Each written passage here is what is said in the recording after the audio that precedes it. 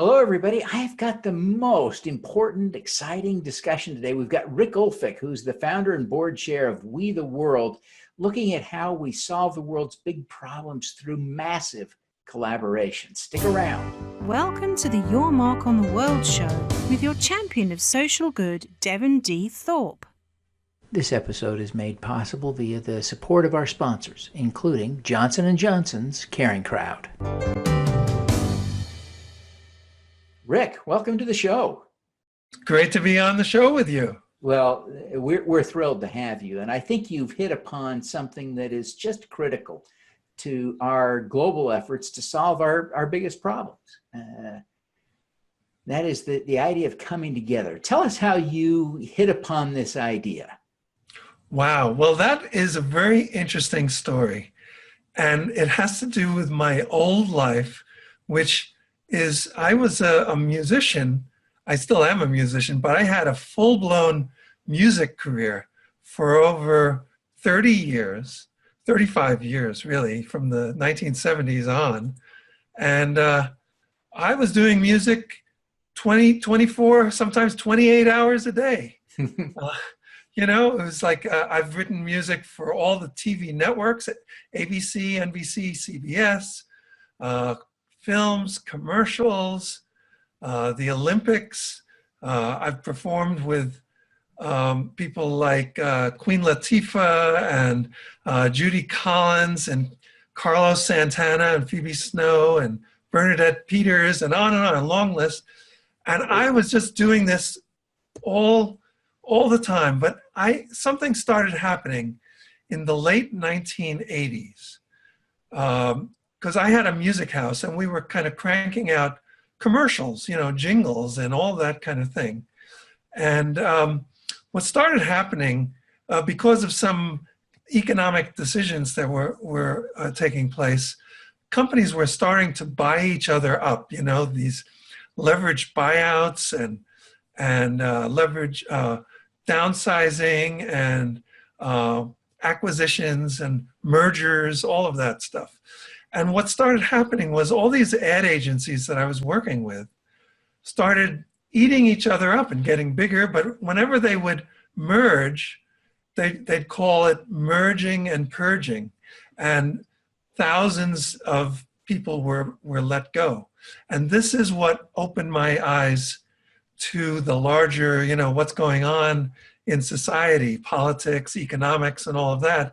Because suddenly, by the time of the late 1980s, like 2/3 of my clients had been fired from their ad agencies, and I had to kind of grapple with what was going on. And so, I kind of got more interested in what was going on with the larger picture of society. And I guess to make a long story short, in the 1990s, I decided that, what good is a music career if the world is going down the tubes? So I started volunteering for nonprofit organizations and putting some time into that. And I heard this running theme, we're doing good work, but we're doing it in isolation. Why is this whole movement so fragmented? So at the same time, because I was in media, doing music and involved with creative teams, producing TV shows and films and that kind of thing, I really developed a love of film. And in fact, I had even produced some independent films where I not only did the music for the film, but I actually produced the film itself. And so I had this idea, what about doing a film that showed how the world could come together to solve its problems? And this was in the mid-1990s. And, I got to the point where I had written maybe 60, 80 pages of dialogue and, scenes and characters, kind of like a fictional concept in the future, what it could look like. But in my mind, it was like a blueprint for what could actually happen. And So I got to that point and I realized, oh my God, this shouldn't just be a film. This should really be happening. And that's when I created We the World. Interesting development of a profound idea. I wonder, Rick, clearly collaboration, coming together, this We the World concept, totally buy into that. But it seems to me that the problem isn't merely that people don't collaborate enough. Clearly they don't. But the reason that they don't collaborate needs to be addressed. It seems to me that there is an element of pride of ownership, just that profound element of ego that enters in and prevents collaboration. What's your take? How do we address it? Right. Well, this is the core of the problem, because from my point of view, there are literally thousands of groups around the world and really millions of people who are committed to creating a better world. The problem is that they generally don't work together on a regular, organized basis. And there are many reasons. You mentioned some. And I think part of it is a little bit of insecurity, especially nonprofit organizations. You know, they're worried about losing their donors and their donor base. And maybe they're worried about losing some media exposure and other kinds of things that they might think could happen if they were to collaborate more than they are. And so what we have is what we call horizontal impact. Now, horizontal impact, the idea of that is that things are spread out. The impact of all these groups is spread out. Now, they're a mile wide and an inch deep. Exactly. Exactly. That's it. So it's spread thin. The environmental people are over here. The human rights people are over here. The peace people and the spiritual people are over there somewhere, usually preaching to the choir. And then, economic justice, there are all these silos of organizations working in these separate places. Now, once in a while, they do come together. And we've seen that. I can give you some examples of that. One that I remember in 2014, and we were part of that, We the World was part of that, was the climate marches. There were climate marches all over the planet on September 21st of 2014. And, climate change, the climate disruption crisis, all of that is one of those issues that touches many, many other issues. So it allows people who are talking about the environment to be there, but also conflict, because climate change is involved with conflict. And, there are all these other issues, economic justice, all these things. So it allows all these groups to come together for the same reason, at the same time, with the same goal. And that's what we call vertical impact.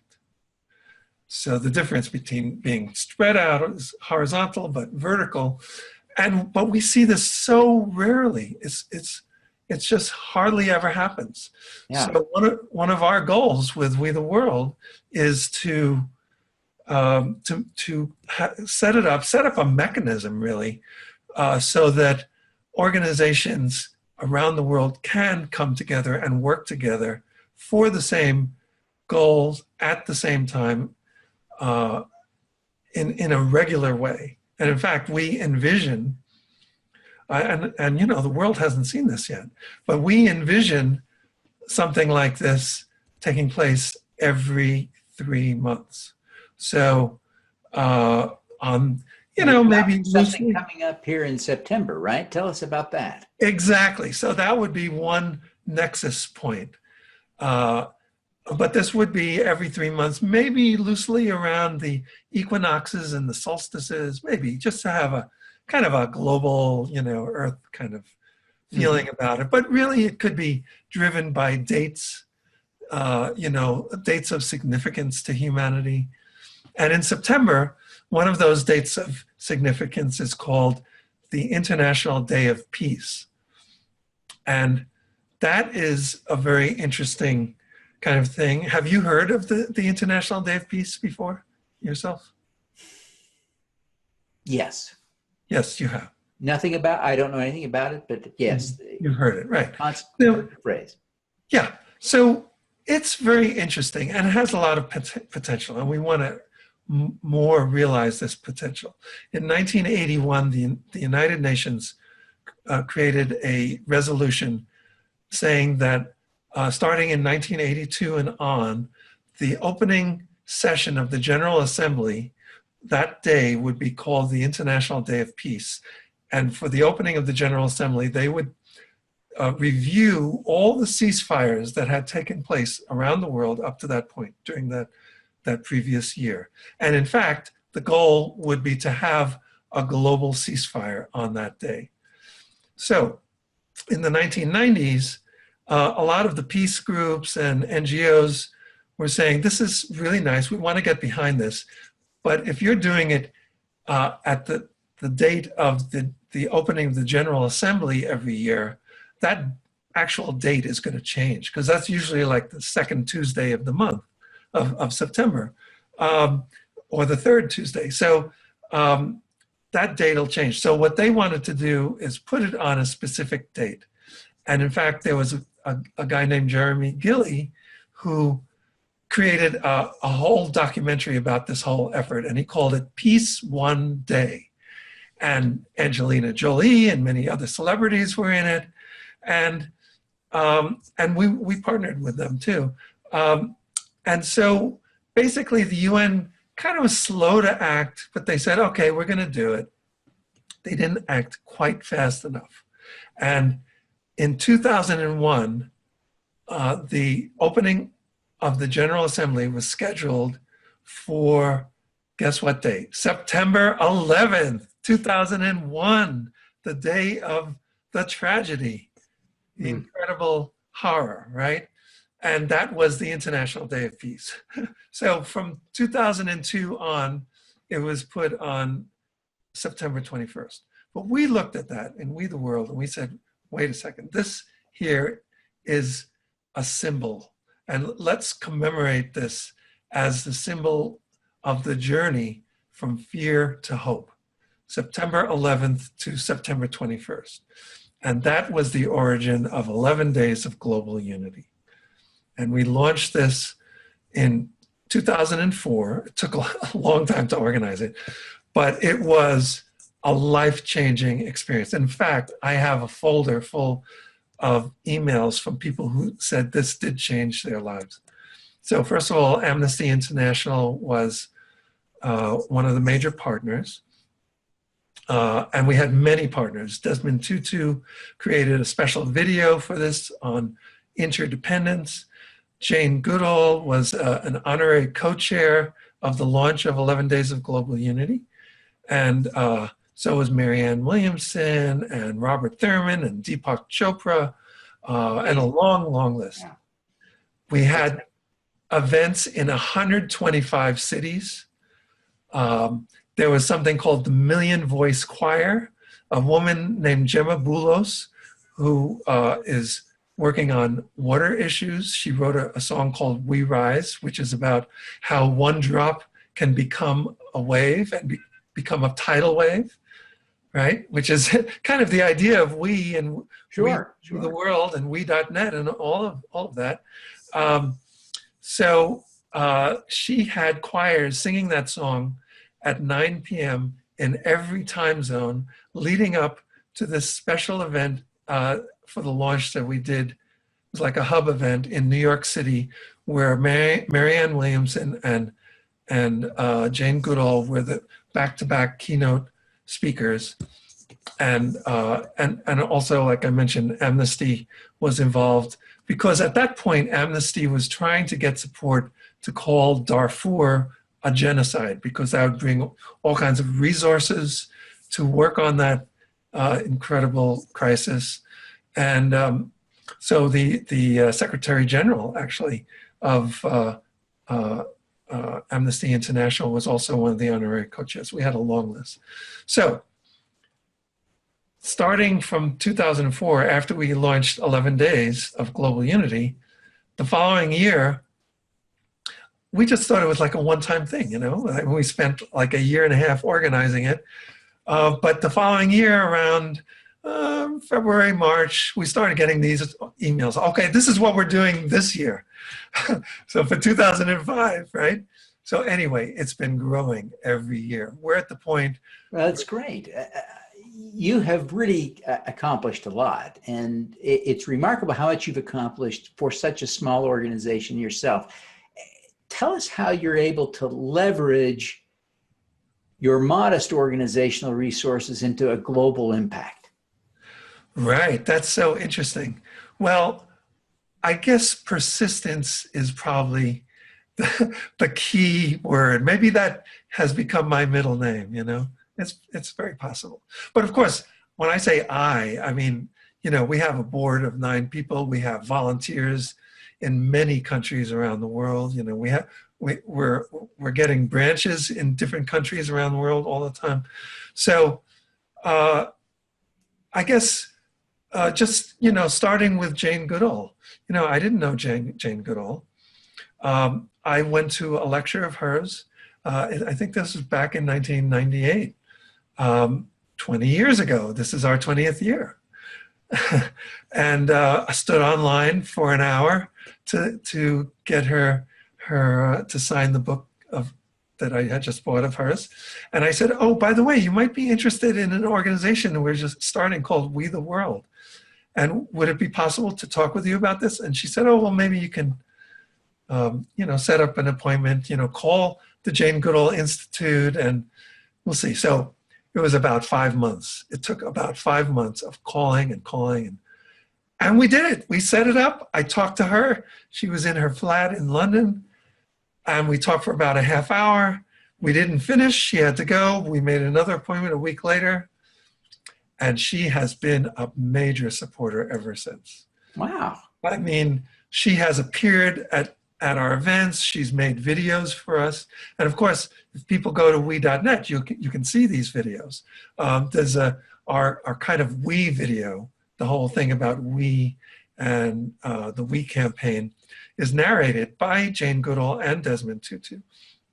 So I guess it's persistence that because, you know, and I guess this applies to everything, right? Sure. I mean, maybe I learned that lesson with music because, you know, just to get to the point of hearing my music on TV, you know, is, you know, that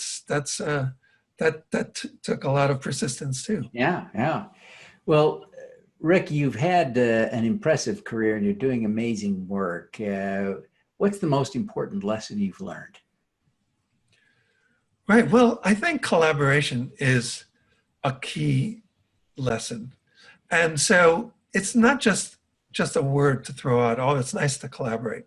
So for example, when we partner with organizations, we have nearly 100% success rate in partnering with organizations, you know, inviting them to be a partner. And the reason for that is because we always put ourselves into the shoes of the people that we're connecting with and would like to partner with. And so it becomes all about what their needs are. And that's kind of a lesson in life too, you know. I'm very involved with something called nonviolent communication. And in that idea, empathy is like supreme, you know. It's like, you know, that's where it's at. So if you can put yourself into someone else's shoes in a non-judgmental kind of way, then you can really you can really succeed in that. So that's a very core piece, you know, with collaboration. And for us, we is 3 things. We is a consciousness. The consciousness where every member of society is important, and every form of life is important. So it's like the common good is a priority. So that's extremely important. So we as a consciousness, we is a collaboration. And there we're talking about working with thousands of organizations that are smaller, but working around the world with them, collaborating, but also with some of the largest organizations in the world, like Amnesty International. Oxfam America became a partner. The United Religions Initiative is a partner. We've partnered with the International Trade Union Confederation, which has 138 million members around the world. So we as a consciousness, a collaboration, and it's a campaign. And that's where it all comes together, where all these partners begin to work together, for example, through the 11 themes of the 11 Days of Global Unity. So this is all connected with what we're doing. And those 11 themes have become 11 campaigns for change. So, and it's all about we and the common good. And I guess that's, persistence, collaboration, all of that is key to what we're doing. And in fact, we invite you, anyone who is listening, you can be part of this global movement for change to create a world that works for all. And like I said, it's very simple to become a partner. You don't have to lose your autonomy at all. Mm-hmm. So we.net is the place to go for all of that. So how do you become a partner? Yeah. So I mentioned there are these 11 campaigns for change. So if an organization wants to become a partner, they basically, fill out a little form and choose what is their focus area. And we created these 11 themes, which have become 11 campaigns, in a very conscious way to be as comprehensive as possible, to create kind of like a blueprint for global transformation. So we have unity, interdependence, environment, economic justice, health, children and youth, women, human rights, freedom, disarmament, and peace. So together, it's very comprehensive, and it includes pretty much everything that people are doing.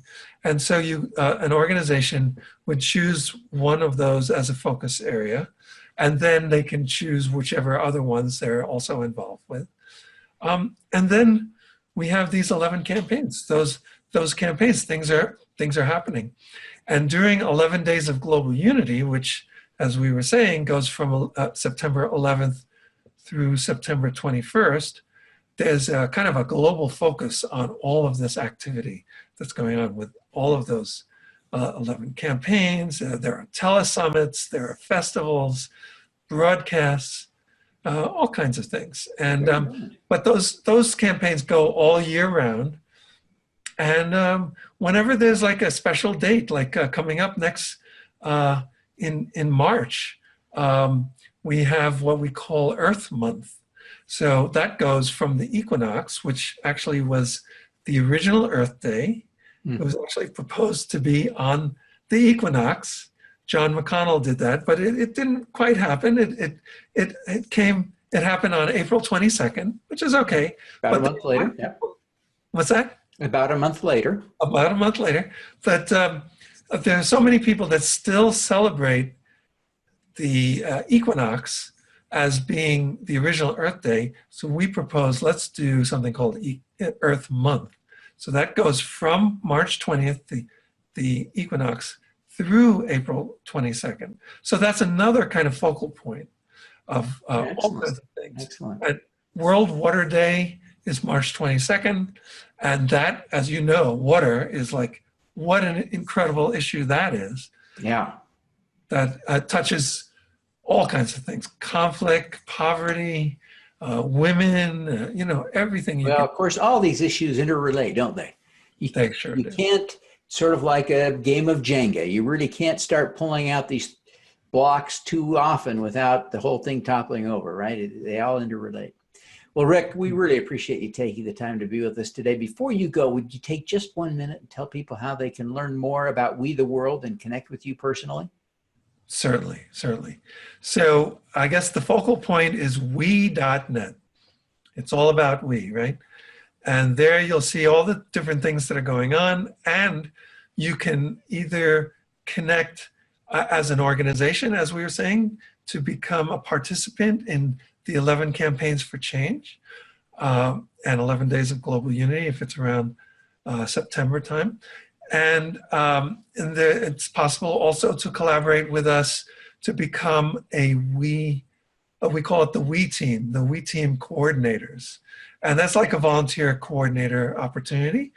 And again, you can specialize whichever theme you're interested in. People can reach me directly. I'm totally open, rick@wetheworld.org. So I look forward to this, and let's see if we can make this vision happen. I mean, this is really the crucial thing, because the kind of unprecedented cooperation and coordination that I'm talking about, the world has not seen that yet. And we have the foundation for making that happen. But when we do that, we will have something that we haven't seen, and that could potentially turn things around and begin to address these major obstacles that we see affecting our country, the United States, and countries around the world, because we want to promote we consciousness. And the more we do that, the more we will begin to go towards a world that works for all. Fantastic. Well, Rick, thank you so much for being with us today. We wish you every success in your efforts to bring the world together to solve the world's biggest problems. Thank you. It's been a pleasure being on your show. All righty, let's do some good. At Caring Crowd, we believe everyone has the power to make a difference.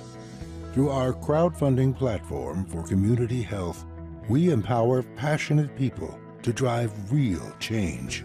Whether you work for a nonprofit organization, volunteer, or want to get involved for the first time, you can post a campaign on Caring Crowd. Join us, because caring is where change begins. Thank you for listening. Devin Thorpe's mission is to end extreme poverty, improve global health, and mitigate climate change before 2045 by finding and sharing the stories of those who are doing the most good. You can join with other listeners to accelerate Devin's mission by visiting helpdevin.org right now.